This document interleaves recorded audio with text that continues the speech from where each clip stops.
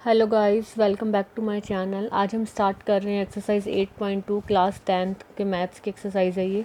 इस चैनल पर हम क्लास 10th के मैथ्स का पूरा कोर्स करने वाले हैं। जब तक एक्सरसाइज स्टार्ट करते हैं, इस एक्सरसाइज के लिए हमें जिस टेबल की ज़रूरत है वो मैं आपको इससे पहले की वीडियो में करवा चुकी हूँ। अगर आपने नहीं देखी है तो आप देख लीजिए। स्टार्ट करते हैं फर्स्ट क्वेश्चन हमें गिवन है इसमें sine 60 into cos 30 plus sine 30 into cos 60। हमें वैल्यू फाइंड आउट करनी है। Sine 60 degree into cos 30 degree, जब भी बीच में कोई भी साइन ना हो मतलब मल्टीप्लिकेशन का साइन है, plus sine 30 degree into cos 60 degree. हमें ये वैल्यू गिवन है। हमने टेबल में ये सारी वैल्यूज़ निकालना सीखा था कि किस तरह से इनकी वैल्यूज़ निकालते हैं। हम डायरेक्ट वैल्यू पुट करेंगे, टेबल आप वहाँ से देख लीजिएगा। साइन 60 की वैल्यू होती है √3/2 इंटू कोस 30 भी होता है √3/2 प्लस साइन 30 की वैल्यू 1/2 और कोस 60 की वैल्यू भी 1/2। सिंपली वैल्यू पुट कर दी। √3 into √3 3, 2 into 2 4 plus 1/4। That's implies 4 LCM आ गया। 3 + 1 दैट्स इक्वल टू 4/4 कट हो गया, आ गया 1। सिंपल क्वेश्चन, हमने बस एक टेबल लर्न करी है और टेबल से वैल्यू पुट कर दिए। ये इस क्वेश्चन में और कुछ ज़्यादा नहीं था। सेकंड क्वेश्चन है हमारा 2 tan square 45 degree plus cos square 30 degree minus sine square 60 degree. इनकी वैल्यूज़ जैसे जैसे आप प्रैक्टिस करोगे वैसे वैसे आपको अच्छे से लर्न हो जाएंगी। tan 45, अब यहाँ पर ये स्क्वायर हमेशा ना tan के साथ, कोस के साथ, इनके साथ लगता है, कभी भी डिग्री के साथ नहीं लगता, ना ही कभी ऐसे होल स्क्वायर के फॉर्म में लिखते हैं हम।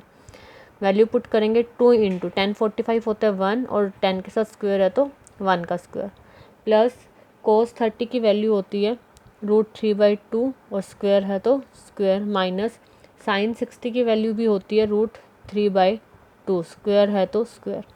अब आप चाहो तो इसको आगे सोल्व कर लो, वरना सिंपली दिख रहा है ये वाली टर्म और ये वाली टर्म सेम है। एक के साथ प्लस का साइन है और एक के साथ माइनस का साइन है, आपस में कट जाएंगे तो आंसर आ जाएगा हमारा 2। थर्ड क्वेश्चन, ये थोड़ा सा ध्यान से करना, इसमें एक पैटर्न बनता है क्वेश्चन का और इस तरह के पैटर्न के क्वेश्चन में हम हमेशा यही मेथड यूज़ करेंगे। क्वेश्चन है cos 45 degree by sec 30 degree plus cosec 30 degree. ये हमारा क्वेश्चन है। पहले तो सिंपली हम वैल्यू पुट करेंगे। कोस 45 की वैल्यू होती है 1/√2 बाय सेक 30 की वैल्यू होती है 2/√3 और कोस 30 की वैल्यू होती है 2, बट क्योंकि हमारा सारा क्वेश्चन फ्रैक्शन में है तो हम इसको भी 2/1 लिख लेंगे ताकि हम कंफ्यूज ना हो।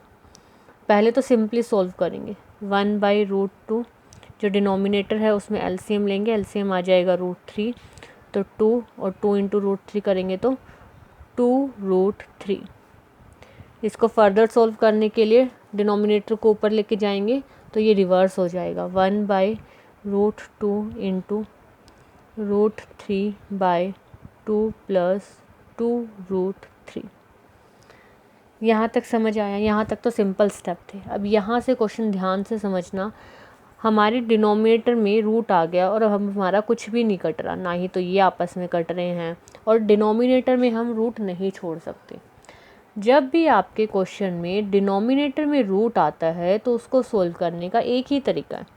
सबसे पहले तो इसको ना अलग अलग करके लिखते हैं। डिनोमिनेटर में 2 जगह रूट है, एक तो √2 है जो एक अकेली टर्म है और एक बार एक रूट है जो एक प्लस की टर्म में है, मतलब ये सारी टर्म एक साथ है, हम इसको अलग नहीं कर सकते। अब इन दोनों टर्म का क्या करना है, हम दोनों टर्म लिखते हैं √2 इंटू, हमने ये वाली टर्म इसके साथ लिख ली और ये बचा 1/2 प्लस 2√3। इस तरह से लिखा हमने। अब हम क्या करेंगे, √3/√2 इंटू 1/2, जो ये वाली टर्म थी हमने इसमें से 2 कॉमन लिया, 1/2 इंटू 1/1 प्लस √3। देखो हमने सिर्फ और सिर्फ 2 कॉमन लिया और यहाँ पे आ गया 1 प्लस रूट 3। अब हमें नीचे डिनोमिनेटर वाले दोनों रूट ख़त्म करने हैं। जब भी रूट सिंगल टर्म में हो, मतलब इस तरह से, तो हम क्या करेंगे, हम जो नीचे वाली टर्म है, मतलब जो रूट 2 है, इसी से मल्टीप्लाई कर देंगे और इसी से डिवाइड कर देंगे। हम ऐसा कर सकते हैं, इससे क्वेश्चन पे कोई फ़र्क नहीं पड़ेगा। इससे ये वाला रूट तो हो जाएगा ख़त्म। उसके बाद जब इस टर्म वाला, मतलब ऐसे जो प्लस माइनस के फॉर्म में रूट होता है, उसको सॉल्व करने के लिए यहाँ तक का ऐसा ये वाली लाइन भी लिखी हमने ऐसा कैसा। अब हम क्या करेंगे, जो ये है 1 प्लस रूट 3, जो भी यहाँ साइन है, प्लस का है तो माइनस, माइनस का है तो प्लस, और सेम टर्म के साथ मल्टीप्लाई भी कर देंगे और सेम टर्म के साथ डिवाइड भी कर देंगे। मतलब जब सिर्फ और सिर्फ सिंगल टर्म के साथ रूट था तो सेम टर्म के साथ हमने मल्टीप्लाई डिवाइड कर दिया उसको सॉल्व करने के लिए। और जब इस तरह से था, प्लस माइनस के फॉर्म में था जब रूट, तो हमने साइन चेंज किया और मल्टीप्लिकेशन भी कर दिया और डिवाइड भी कर दिया सॉल्व करने के लिए। अब इसे सॉल्व करते हैं। Root 2 into root 3 that's equal to root 6 by 2, root 2 into root 2 2 और 2 इंटू 2 4। यहाँ तक का हो गया। इसे सॉल्व करने के लिए ऊपर वाली टर्म ऐसी की ऐसी 1 से मल्टीप्लाई होके ये क्या बन गई, आइडेंटिटी बन गई, a plus b a minus b. Formula क्या होता है, a square minus b square. तो 1 का स्क्वायर माइनस रूट 3 का होल स्क्वायर। इसे सॉल्व करके आएगा रूट 6 बाय 4 और यहाँ से आ जाएगा हमारा 1 minus root 3 divided by 1 minus 3।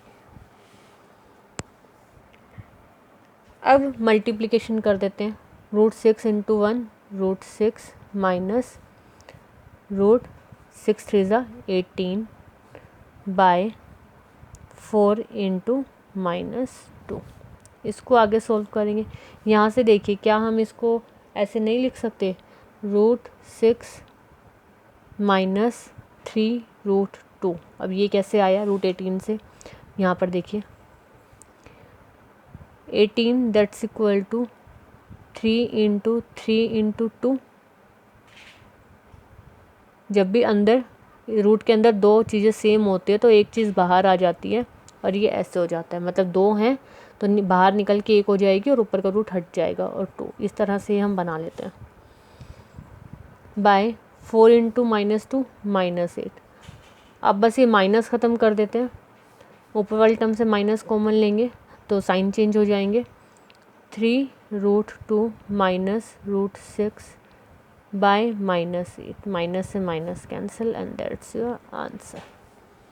हमने दो चीज़ें सीखी है इस क्वेश्चन में कि अगर फर्स्ट डिनोमिनेटर में रूट हो तो हम उसको ऐसे कैसे नहीं छोड़ सकते, हमें वो सॉल्व करना होता है। रूट कितनी तरह से होता है डिनोमिनेटर में, मेनली दो तरह से होता है, एक सिंपल फॉर्म में और एक जब एक टर्म के साथ होता है प्लस या माइनस के साथ। जब सिंपल फॉर्म में होता है तो हम ऐसे कैसा को मल्टीप्लाई भी कर देते हैं और डिवाइड भी कर देते हैं ताकि आपस में मल्टीप्लिकेशन होकर वो ख़त्म हो जाए।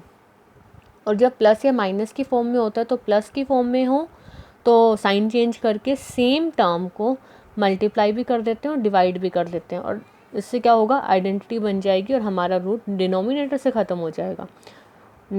ऊपर हो कोई दिक्कत नहीं है, डिनोमिनेटर में नहीं होना चाहिए। और इस तरह से क्वेश्चन सोल्व होता है। इस तरह के पैटर्न के क्वेश्चन इसी तरह से सोल्व होंगे और ये सबसे ईजीएस्ट मेथड है किसी भी रूट वाले क्वेश्चन को सॉल्व करने के लिए।